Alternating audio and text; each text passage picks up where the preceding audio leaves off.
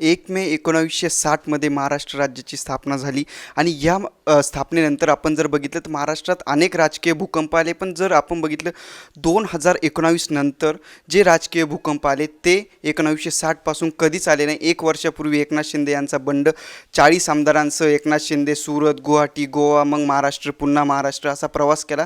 त्यानंतर आपण जर बघितलं तर 20 दिवसापूर्वी अजित पवार यांचा बंड, त्यानंतर आता त्यांना 36 आमदारांचा पाठिंबा आहे. आणि ही सध्याची राजकीय परिस्थिती जी आहे ती पाहता नेमकी महाराष्ट्र कुठे चालला आहे हा एक प्रश्न उपस्थित होत आहे. आणि याच विषयावर बोलण्यासाठी आपल्यासोबत आहे आम आदमी पक्षाचे नेते मुकुंद किर्दत आपल्यासोबत आहे. सर, काय सांगाल सध्याची जी राजकीय परिस्थिती आहे त्यावर? म्हणजे एका अर्थाने जे आत्ता घडलं ते 2019ला आपल्याला एका अर्थाने विधानसभा निवडणुकी झाल्यानंतर शॉक बसला होता. कारण विधानसभेमध्ये निवडणुकीला सामोरं जाताना शिवसेना आणि भाजप हे एकत्रित गेले होते, मित्रपक्ष म्हणून घेत होते, हिंदुत्वाचं राजकारण म्हणून ते एकत्र आले आणि विधानसभा निवडणूक लढवली गेली. प्रत्यक्षामध्ये एकमेकांना आश्वासनं पाळली नाहीत आणि विरोधी पक्ष नेते म्हणून जे कोणी अजितदादा होते त्यावेळेस, अजितदादा आणि देवेंद्र फडणवीस यांनी पहाटेचा शपथविधी केला. तेव्हाही सर्व जनतेने राज व्यक्त केला होता. कारण तो प्रश्न असा होता, ती नीतिमत्तेचा प्रश्न होता. तुम्ही सत्तेमध्ये येण्यापूर्वी निवडणुकीला कसे सामोरे गेले आहेत आणि प्रत्यक्षामध्ये तो पहाटेचा शपथविधी झाला, तो 2 दिवस टिकला. त्याच्यानंतर जी पुन्हा सत्ता स्थापन झाली ती म्हणजे पुन्हा म्हणजे काय आहे, ती BJP आणि शिवसेना हे दोघं आणि इकडे राष्ट्रवादी काँग्रेस असे. तर याच्यातलं पुन्हा राष्ट्रवादी आणि शिवसेना म्हणजे आधी राष्ट्रवादी आणि भाजप, नंतर राष्ट्रवादी आणि शिवसेना आणि मग काँग्रेस, अशा सर्वांचं मिळून सरकार राहिलं. आता हे सरकार पुन्हा फुटलं, शिवसेनेतली फूट झाली म्हणून. त्यानंतर म्हणजे शिवसेनेतला एक गट पुन्हा BJP बरोबर. बरं, त्यांनी कारणं काय सांगितली, तर अजितदादा आमचे पैसे अडकवतात, निधी आम्हाला देत नाहीत इत्यादी कारणं. आणि हे सगळं घडल्यानंतर पुन्हा जो दुसरा गट आहे राष्ट्रवादीचा, तो गट पुन्हा भाजपबरोबर गेला. म्हणजे हे सत्ता तारण करत असताना कोण कोणाबरोबर गेलं, मतदाराने कोणाला मतदार केलं याचा काहीही संबंध राहिला नाही. म्हणजे मतदारांनी मत ज्याला दिलं तो प्रत्यक्षामध्ये सत्तेमध्ये आहे का विरोधी पक्षामध्ये हेच कळेनासं झालं. शिवसेनेत फूट पडली, राष्ट्रवादीत फूट पडली, भाजप कोणाबरोबरही जात आहे, अशी स्थिती झाल्यामुळे एका अर्थाने खरं तर मतदाराचा अपमान झाला. मतदाराला स्वतःचं मत कुठं दिलं हेच कळलं नाही. आणि त्याहून गंभीर गोष्ट म्हणजे या सगळ्यात जे नीतिमत्तेचं आपण म्हणतो किंवा विचारधारेचं राजकारण म्हणतो, हे राजकारणच नाही, हे सत्ताकारण आहे फक्त, हे आपल्याला. आणि मग एका अर्थाने जो BJP आपण म्हणत होतो की पार्टी विथ द डिफरन्स, नीतिमत्तेचं राजकारण असं म्हणत होतं, तर यांनी जो काय नेसून नेसला होता तो पूर्ण उघडा पडलेला आहे या सगळ्या राजकारणामध्ये. आपण जर बघितलं देवेंद्र फडणवीस यांना चाणक्य ही उपमा दिली जाते आणि त्यावर आपण आपल्या काही फेसबुक पोस्टद्वारे टीका केली आहे त्याबद्दल. म्हणजे या सगळ्यामध्ये चाणक्य काय आहे, तर BJPचे जे सगळे समर्थक आहेत या सगळ्यांची, आणि बारामतीमध्ये सुद्धा असं पोस्टर लागलं होतं, ती चाणक्य नीती आहे कोणाची, तर देवेंद्र फडणवीसांची. आणि जर देवेंद्र फडणवीसांची अशी चाणक्य नीती होती तर ज्या अर्थ खात्याच्या संदर्भात ही चर्चा होती, तर तेच खातं म्हणजे ज्या खात्यावरनं शिंदे गट हा बाहेर पडला त्या गटाच्या विरोधाला न जुमानता पुन्हा देवेंद्र फडणवीसांनी अर्थ खाते हे अजितदादांनाच दिलेलं आहे, म्हणजे महत्त्वाचं खातं. जर हे सगळं महत्त्वाचं खातं देऊन म्हणजे राष्ट्रवादीचे सर्व जे ज्यांच्यावर भ्रष्टाचाराचे आरोप होते ते सर्व आमदार तुमचे सत्तेमध्ये आहेत भाजपबरोबर, शिंदे गटाचे सर्व भ्रष्टाचारी आमदार ज्यांच्यावरती ED CBIच्या चौकशी चालू आहेत, असे सर्व तुमच्या भाजपबरोबर आहेत. आणि असं असताना दुय्यम पद स्वीकारलेलं आहे, उपमुख्यमंत्रीपद फडणवीसांनी स्वीकारलं आहे. आणि हे सगळं म्हटल्यानंतर हे चाणक्य काय आहे? त्यामुळे चाणक्य किंवा कुठली नीती आपण सांगत असतो तेव्हा चाणक्य हे हास्यास्पद विधान आहे फडणवीसांच्या संदर्भात. आपण जर बघितलं तर भावना गवळी असतील किंवा हसन मुश्रीफ असतील यांच्यावर भाजप नेते किरीट सोमय्या वारंवार टीका करत होते, EDचा धाक दाखवत होते. म्हणजे आपण असं म्हणूया की EDचा धाक होता कुठेतरी. आणि आपण जर दिल्लीमध्ये देखील सत्येंद्र जैन असतील, मनीष सिसोदिया असतील, ते देखील आता जेलमध्ये आहे. आणि आत्ता हे EDपासून जेलमध्ये जाण्यापासून वाचण्यासाठीच ते आज भाजपबरोबर गेले असं आपल्याला वाटतं का? हे एक वास्तव निश्चितपणे आहे. म्हणजे त्यामुळे तिरीण सोमय्यांना जो प्रश्न विचारला जातो की त्यांनी जे बैलगाडीभर जे काही पुरावे आणले होते किंवा हे सगळे जे पुरावे होते त्याच्यात पावसाळी अधिवेशनादरम्यान त्या पावण्यामध्ये सोडून देण्यात होड्यात करून असा जो नेटकरी प्रश्न विचारतायत तो अतिशय रास्त आहे. आणि त्यामुळे हा प्रश्न निर्माण होतो की ईडी आणि सीडीच्या दबावाखाली तेव्हा त्याचा वापर तपास यंत्रणांचा वापर हे भाजप सरकार करता येतं आणि त्याच्या सहाय्याने सत्तेमध्ये घेता येतं. म्हणजे एका अर्थाने काय झालं की हे वॉशिंग मशीन झालं आहे की तुम्ही भ्रष्टाचारी असाल तर आम्ही तुम्हाला पकडू आणि आमच्या गटात आणू. म्हणजे पकडू आणि तुरुंगात टाकू असं नाही आहे, तर तुम्हाला पकडू, तुमच्यावर दबाव आणू आणि मग तुम्हाला भाजपमध्ये सामील करून घेऊ.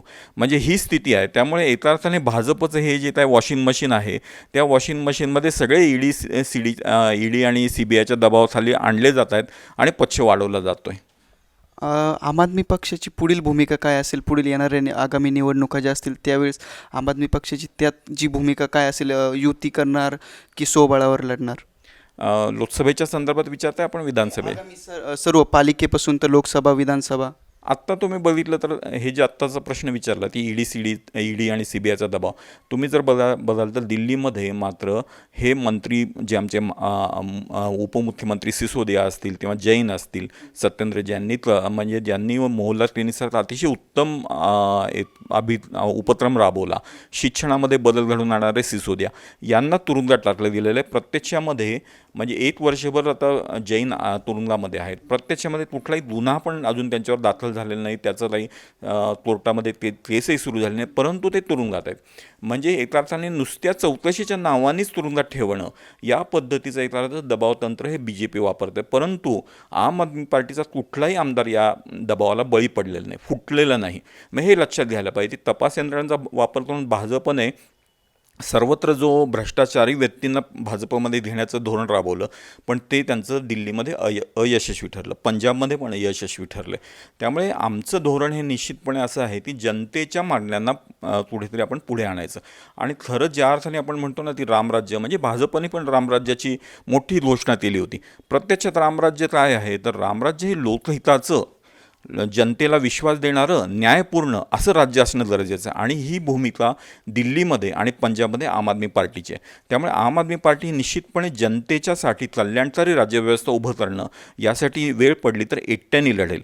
आणि त्यामुळे आजच याच्या संदर्भात बंगलोरला वेगवेगळ्या पक्षांच्या या एकत्र बैठक होणार आहे. ती लोकसभा 2024च्या निवडणुकीच्या अनुषंगाने. त्याच्यामध्ये काँग्रेसने अतिशय चांगली भूमिका घेतली. ती जो दिल्लीमध्ये एक अध्यादेश आणून लोकशाही जे पद्धतीने सरकार जे आलेलं आहे त्यांचे अधिकार काढून घेण्याचं जे धोरण केंद्र सरकारने राबवलं आहे, त्या म्हणजे मोदी सरकारने, त्याच्या विरोधामध्ये जो अध्यादेश आहे त्याच्या विरोधामध्ये मतदान करण्यासाठी काँग्रेसने पण होकार दिला आहे. त्यामुळे आज बेंगलोरच्या ज्या एकत्रित मिटिंगसाठी आम आदमी पार्टीचे खासदारसुद्धा सामील होणार आहेत. ही तर भूमिका 2024च्या संदर्भात झाली.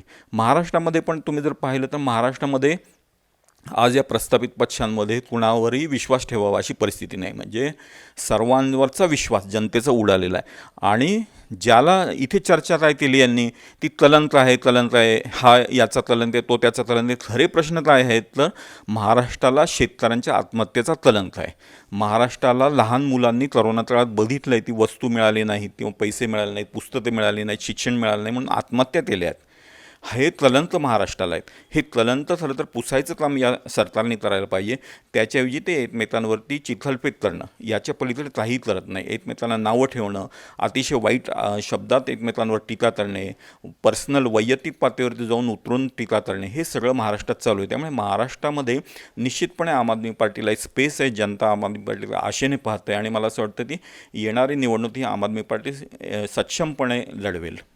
आपण आत्ताच म्हणाला की महाराष्ट्राला शेतकऱ्यांच्या आत्महत्येचा हा कलंक आहे, पण आपण जर बघितलं BRSचे जागोजागी फ्लेक्स लागत आहे की अग्गी बार किसान सरकार, तर आम आदमी पार्टी आणि BRSचं काही युती होण्याची संदर्भात काही चर्चा आपली झालेली आहे का? BRSची भूमिका याच्या बाबतीत अजूनही स्पष्ट नाही. BRS ज्या पद्धतीने घोषणा करते आणि प्रत्यक्ष ती जाहिराती करते तसं वास्तव नाही असं बऱ्याच ठिकाणी दिसून येतं आहे. त्यामुळे BRSची यापुढच्या काळामध्ये राजकीय भूमिका काय असेल हे माहिती नाही. दुसरं असं ती बरेच जण असंही म्हणतात की हे भाजपची B टीम म्हणून काम करते. त्यामुळे त्यांचं निश्चित धोरण, राजकीय धोरण काय आहे अजून उघड व्हायचं आहे. परंतु आम्हाला असं वाटतं की आम्हाला आम आदमी पार्टीला पंजाबमध्ये सुद्धा शेतकऱ्यांचे मोठे प्रश्न आहे.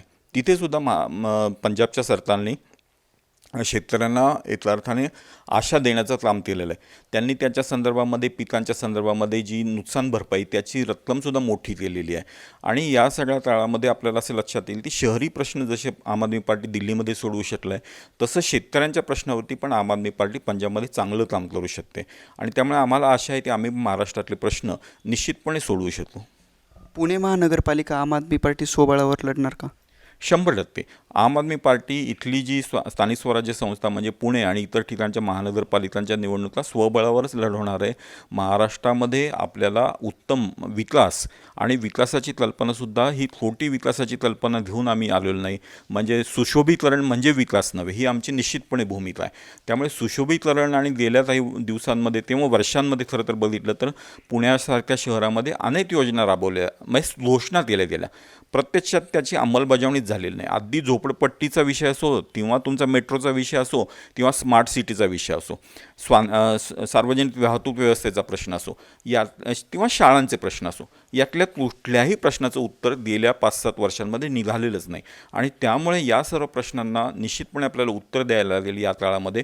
आणि विकास म्हणजे काय याचं नवीन रूप आपल्याला पुणे मॉडेलमध्ये आणायला लागेल. आणि निश्चितपणे त्यासाठी आम आदमी पार्टी ही निवडणूक लढेल, ती जिंकेल आणि सत्तेमध्ये येईल.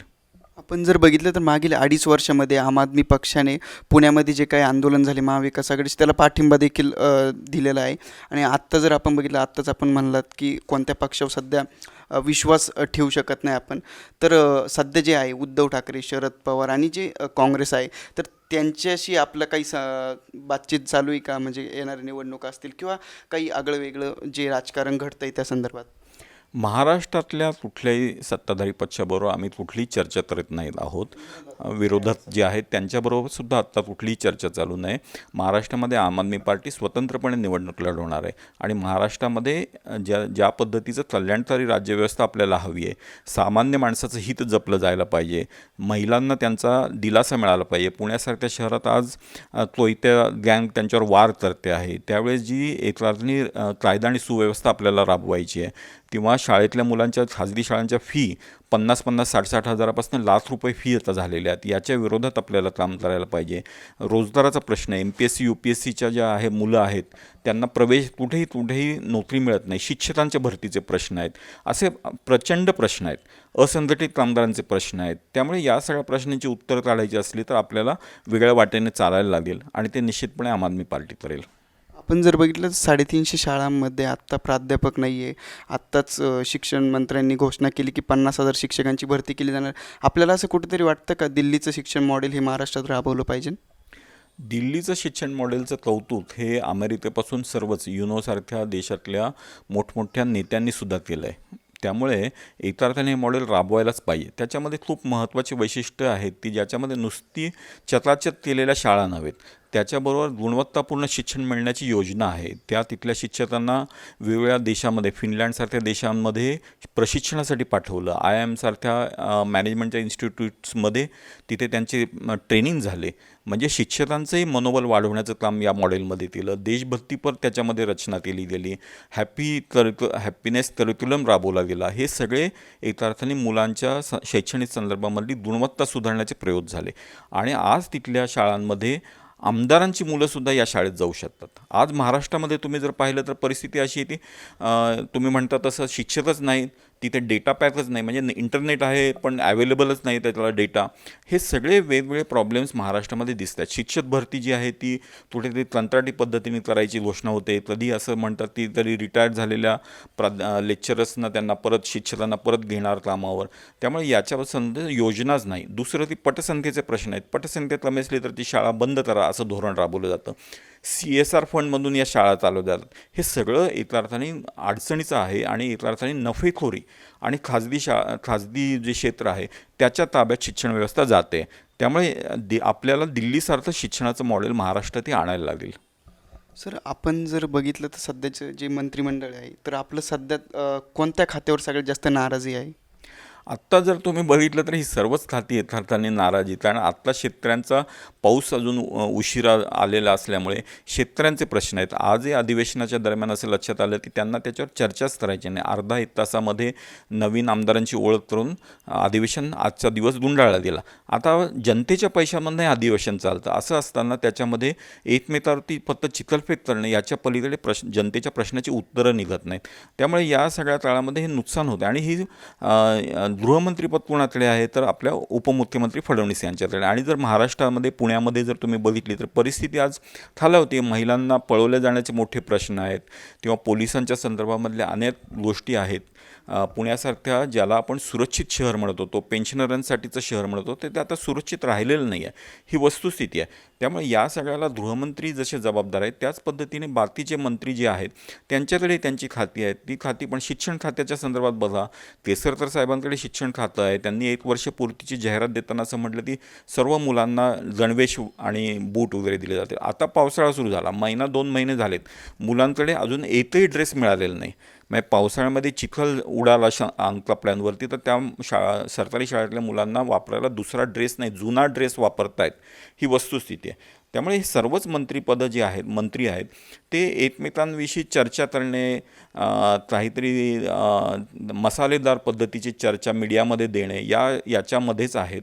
त्यामुळे सर्वच मंत्री एका अर्थाने आपल्याला अपयशी ठरताना दिसत आहेत. 2024मध्ये आम आदमी पक्ष महाराष्ट्रातला टर्निंग पॉईंट ठरेल का? आत्तापर्यंत जर आपण बघितलं तर पंजाबमध्ये सुद्धा आपण पाहिलं की जनतेच्या मनामध्ये आम आदमी पार्टी आहे. म्हणजे तुम्ही आज कुठल्याही जनतेला प्रश्न विचारला ती दिल्लीमधलं काम तुम्हाला माहिती आहे का?